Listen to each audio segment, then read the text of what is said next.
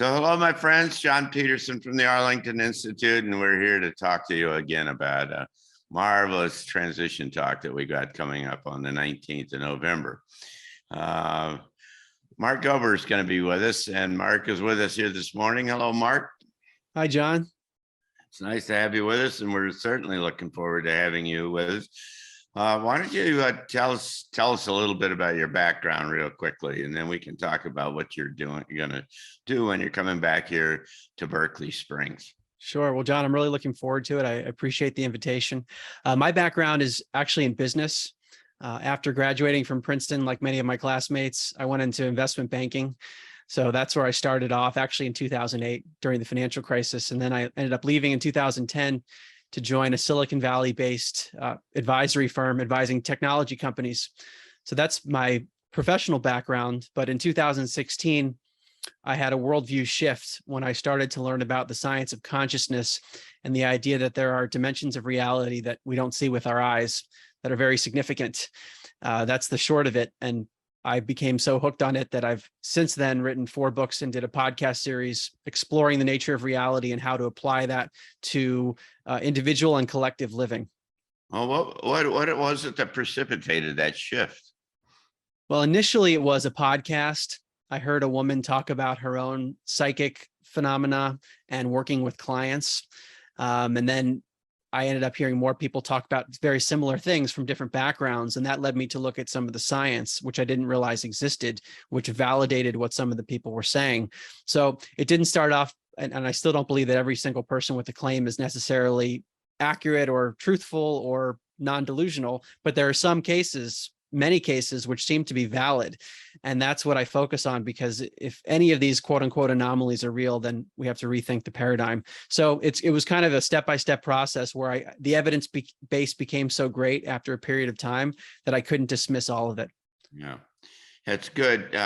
One of the things that I really appreciate about you and what we're really looking forward to is that you're a big kind of a systems thinker, and you come out of the business community. And so it's kind of different than just a straight old kind of liberal arts kind of person who has fallen into this space, but it colors the way you see the systems and you integrate across many different inputs. And that's been the subject of some of your books.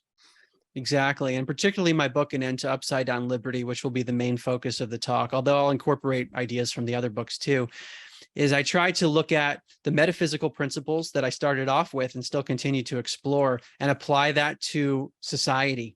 So what do those metaphysical principles imply about how we should organize and structure society, governing systems, economic systems? And so I try to apply not only the theoretical research, but also just what's happening in the world today, combined with what I saw in my business experience to come up with some solutions that I don't see talked about very often. Well, no, I think you're exactly right, is that most of the folks, the very well-meaning and the wonderful folks that many of whom are friends of ours in this space concentrate on is this kind of personal development kind of side, which of course you can't get there from here without kind of dealing with that. But there's this bigger kind of notion that the engineer in me says, well, how does it work, and how does this new world work? And you're one of the only guys that I know that is thinking of, other than some of us here, are thinking about how that kind of puts together. What's this new world look like? Yeah. And for me, it did start with and continues to include the personal aspect of it. Like my second book before the Liberty book was called An End to Upside Down Liberty. An End to Upside Down Living came before An End to Upside Down Liberty, where I explored, well, how do you think about living life as an individual based on the spiritual principles? But then the system level issues come up of, well, how do we actually apply this to the world? And what I try to do in An End to Upside Down Liberty is start from scratch, basically. Assume that we didn't have any structures in society. How would we do things? Because what I tend to see in the political and economic discourse starts with the status quo. And for practical reasons, there's a good reason to do that. So I don't discount that. But what I want to do is to look at a theoretical basis of how would we do things if we started from scratch, and then work toward that as kind of a North Star for the future. Yeah, that's great. I mean, Ken Wilber, who used to be a friend of mine, always talked about hold-ons, include and transcend, and the whole idea that you got to kind of have one foot on the ground as you step off into this new kind of space. And so I find that very kind of sympathetic. Talk about your books from the beginning, if you will. Sure. Well, the first book is called An End to Upside Down Thinking. And it goes through the evidence that the brain does not produce consciousness, but rather that the brain is more like an antenna, receiver, transmitter, or more precisely like a filtering mechanism, meaning the brain gets in the way of a broader reality. So it flips the paradigm, which I'm not the first person to do this, of course, but what I try to do in that book is synthesize a lot of the research around the reality of psychic phenomena and the survival of bodily death, which points to the idea that consciousness, rather than being produced by matter, might be more fundamental than matter, or might be the basis of all that things that are material. So that's the first book. And I should add that which means if you change your mind, you can change your reality, of course. That's a big implication of all this, that the individual consciousness, which to me is part of something that's interconnected, plays a much bigger role than we're told. So I wrote the first book, and I wasn't even expecting to write a first book. And when I wrote that, I thought I wouldn't write a book anymore. And people were saying, what are you going to do next? And I couldn't think that I would even write more books. But then a new one came out, which was called An End to Upside Down Living, which seeks to apply that principle, that metaphysical idea of consciousness to, well, how should we live life differently? Because for me, I was a nihilistic, atheist, agnostic previously. So I had to rethink an approach to life. And that's what the second book is. And then the third book, which came about during the pandemic era, when I was looking much more closely at the political structures of the world, the economic structures, who was making decisions, An End to Upside Down Liberty emerged. I started looking at the system level. And that was in 2021. The first book came out in 2018, second one, 2019. Second one, 2020, excuse me. Third in 2021, and most recently An End to Upside Down Contact in 2022, which looks at the question of whether or not we are alone, meaning are there other intelligences? And it actually does relate to the topic of liberty, because in that liberty book, I posed the question: if we accept the reality of other dimensions of consciousness, and the fact that we're also in a big universe, are we being influenced politically and otherwise? Yeah, of course. Yeah. So I explore that more deeply.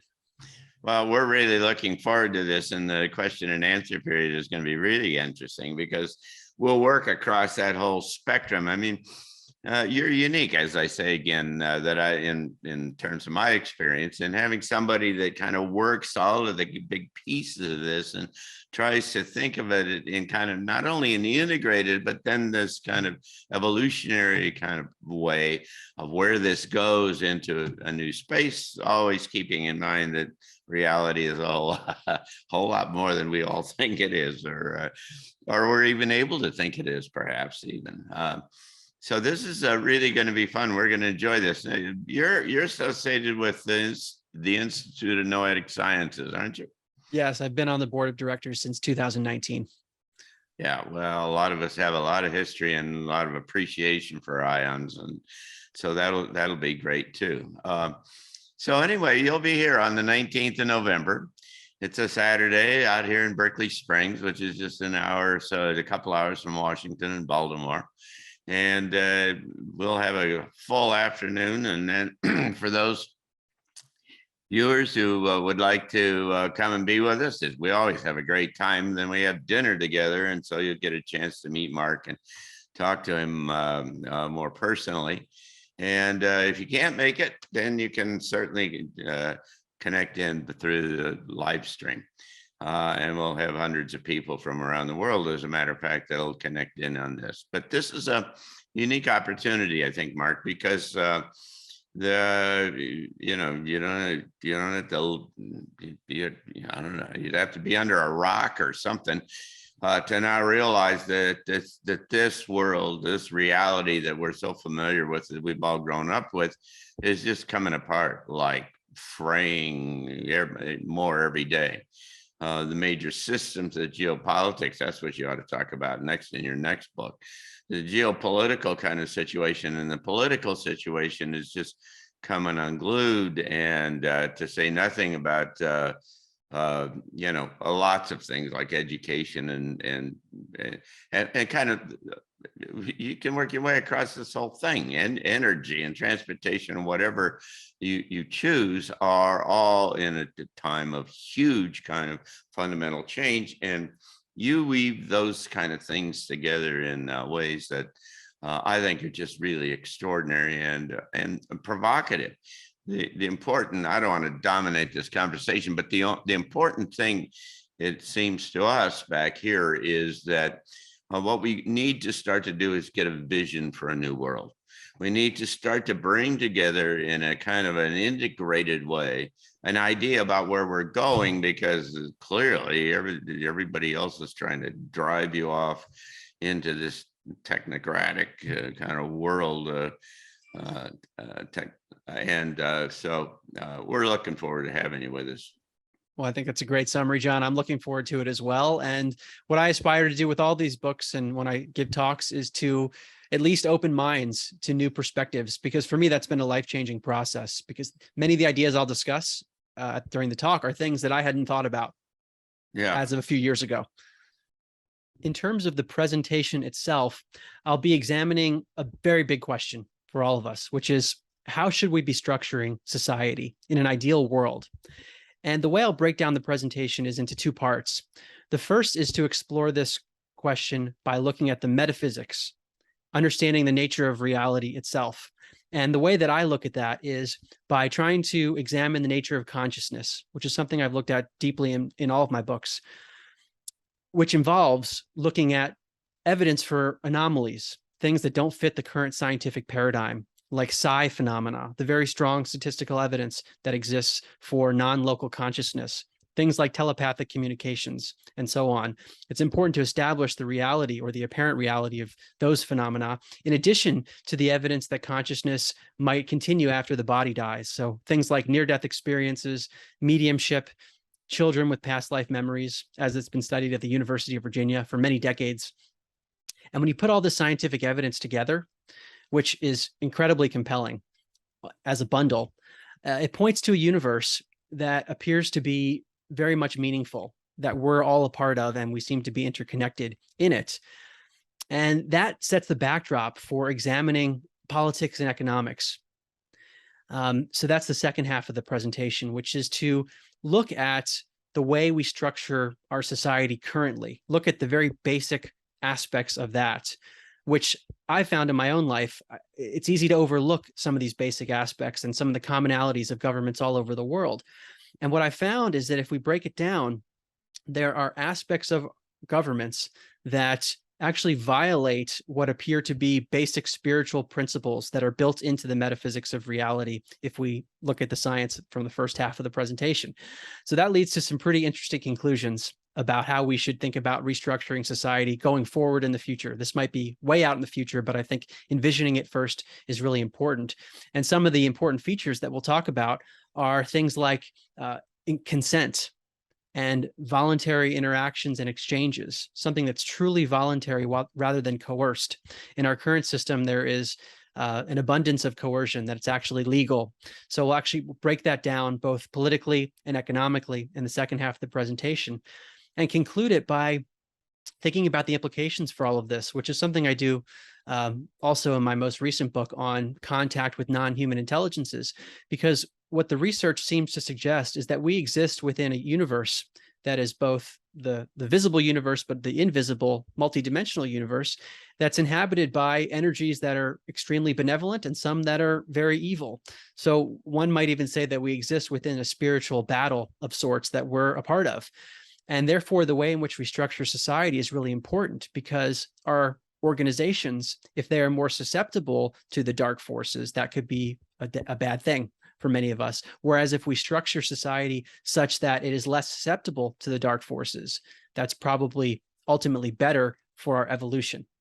So that's the general arc of the presentation, which I'm really looking forward to. And I'm also looking forward to the Q&A afterwards, because what I found is that these topics are so deep, and we'll be trying to condense many deep topics in a short amount of time. There are just inevitably questions that will come up, and having the back and forth is always helpful. Yeah, but it's practical things too. Let me just say, it's not just high theoretical kind of concepts, but it's useful things for us to all start thinking about as we go forward. And so we'll look forward to having you with us on the 19th of November. That's a Saturday here in Berkeley Springs, West Virginia. our little resort town, or on live stream. And thanks, and we'll look forward to it. Thanks, Mark. Thank you.